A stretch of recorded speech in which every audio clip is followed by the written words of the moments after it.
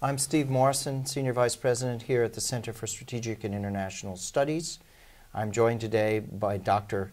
David Salisbury, Senior Fellow at Chatham House in the Global Health Security Program there. Thank you, David, for being with us. Thank you for making the journey here for this major conference we've had today on cervical cancer. If we could start by asking you, what are the factors, in your view, what have been the principal factors that explain the success that we've seen in the UK in introducing the HPV vaccine? Well, before we introduced the vaccine, we did a lot of research, particularly market research, where we worked with parents and we worked with the girls themselves. Firstly, to identify what they saw as the best age for the girls to be vaccinated that was going to fit with the family's values. And then we worked on what the best communication messages would be so that what we were saying were what people were going to respond well to. And the market research really gave us a very clear lead that we needed to talk about cancer and that we needed to talk about a vaccine that would prevent cancer. We learned that talking about viruses was not the way to go. Because people protect their children from diseases. They don't protect them from viruses. So we talked about disease, and the disease was cancer, and that had high value. And we learned that, and that clearly was one of the important strategies. We also were able to test the communication materials to make sure that they were going to be effective with the families and effective with the girls themselves.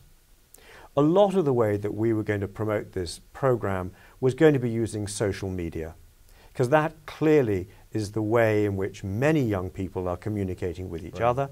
And indeed, the availability of the internet means that the parents also were going to be looking for information there, and we needed to have a clear presence. So a lot of research was done on the communication. What about the delivery, the way the vaccines were delivered institutionally? What role did that play? Well, again, we've got a lot of experience in the UK about implementing vaccine programs through primary care, through the family physicians, but we also have a lot of experience of implementing vaccines through schools, because quite a few of our programs are delivered either routinely in school or on a campaign basis.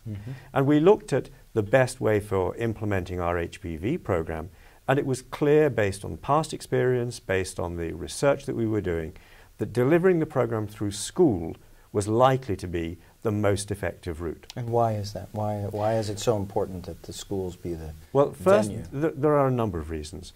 First, all the girls are in the same place together. And that makes it operationally a very effective, efficient way of delivering a program. You can get all the consents done at the same time. So all the girls receive the consent forms, they take them home, they discuss it with their parents, they complete the consent form, bring it back to school, and the program then is able to run.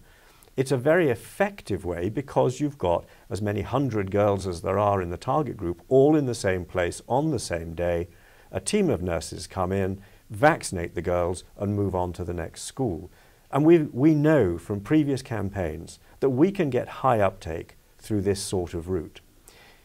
Compare that with a primary care family practitioner route. This is a community that is not going regularly. They're teenagers. They're not going regularly to their primary care provider. And the reasons for going don't relate to normal routine practice. So this is not part of their usual access to health care unless they've got some issue. So we thought that schools would be, for us, the best route, and so it turned out to be. Yes. Tell me a bit about how you've handled cases of adverse effects, cases where someone gets sick or someone passes away near in time to having been vaccinated. Well, we undoubtedly had a trial by fire because, and I remember the event very clearly, I took a phone call at 3 o'clock one afternoon to be told that at around 2 o'clock a girl who had just had her HPV vaccine had indeed and tragically died. By 6 o'clock that was the lead item on the national television news, and it gained huge coverage. We were absolutely clear that we needed to know the cause of death. Mm-hmm. We issued a statement that sympathized, of course, with the parents and the family's loss. Mm-hmm. And we made clear that we needed to investigate to find the cause. But in the meanwhile, the program would not be suspended, we would not withdraw the vaccine, and the program would continue. 24 hours later, we knew the cause of death. This girl had died of a disease that had nothing to do with the vaccination. And we were then able to issue a statement that made clear that her death was entirely unrelated to the vaccination. Mm-hmm. And the program continued. Could you talk comparatively about how the British experience sizes up against more problematic cases? Let's talk about Japan, where for 2 years now, as we get to June, the active recommendation has been suspended for using the HPV, for recommending the HPV vaccine. It's become ever more problematic there in terms of the scope of activism by anti-vaccine groups, attention in the media, allied diet members, and now we have folks connected in some fashion to the medical establishment who are also affiliating themselves, making the case that there's an adverse, that there's a causal link between adverse events and the vaccine itself. So the situation looks quite problematic and quite different from what you've just described. How do you understand what has happened, and how do you understand, what is your view of decisions taken that were ill-advised or advisable in this context, and how do you move forward? Well, apart from the event that I've just mentioned about the poor girl who died shortly after her HPV vaccine, our program has not had difficulties in terms of public acceptability and adverse events. So in terms of HPV, we haven't had problems. But of course, we did have a very painful experience with MMR and autism. And there were some lessons clearly that we learned from that. And one of them is that it's very easy to exaggerate the impact of the anti-vaccine groups because they make a noise. But that doesn't mean that that noise is necessarily effective in dissuading parents. So one shouldn't confuse noise with outcome. We also learned that you should not give them oxygen.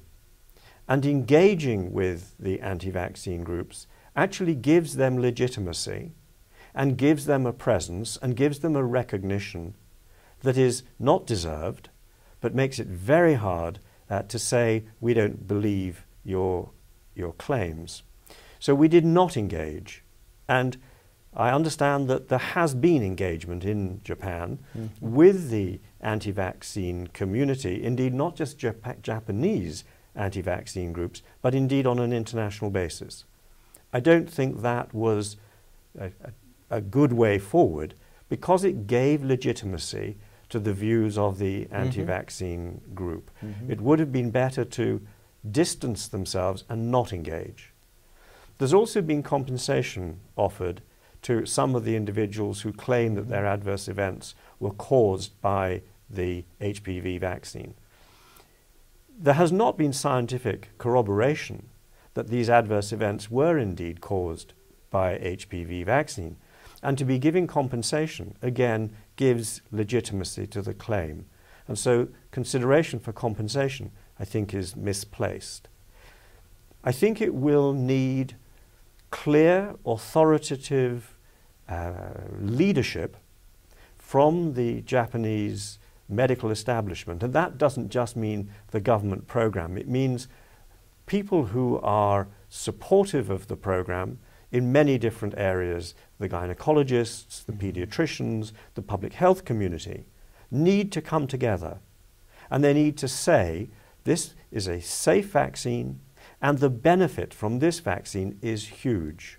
And the benefit is the prevention of cancer. I do not believe they should get into balancing benefit and risk, because that gives legitimacy to the argument again that there is risk. I think they need to say that this vaccine has proved safe and this vaccine has proved effective, and the program needs to be restarted with everybody behind it. Thank you very much. My pleasure.